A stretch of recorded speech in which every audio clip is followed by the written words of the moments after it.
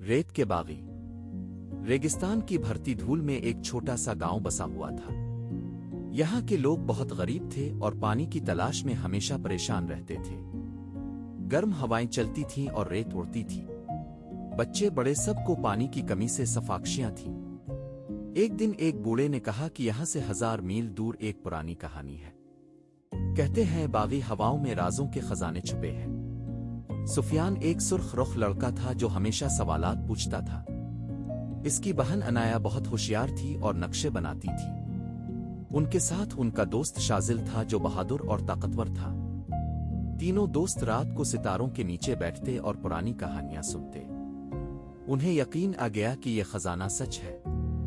एक सुबह सुफियान ने कहा, आओ हम इस खजाने को ढूंढ निकालें। अनाया ने अपने नक्शे निकाले।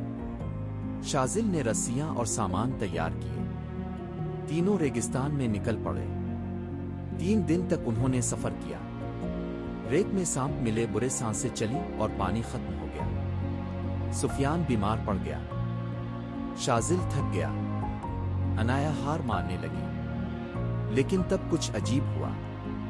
भरती हुआ चली और रेत हटने लगी। एक छोटा सा पहाड़ जाहिर हुआ। इसमें एक सुराख था।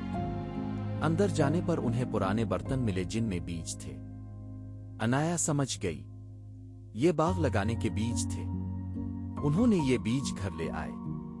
उन्होंने रेगिस्तान में बाग लगाया। साल भर बाद दरख्त उगे, कुनवे भी बनाए। पूरे गांव में पानी आ गया। सब लोग खुश हो गए। सुफियान, अनाया और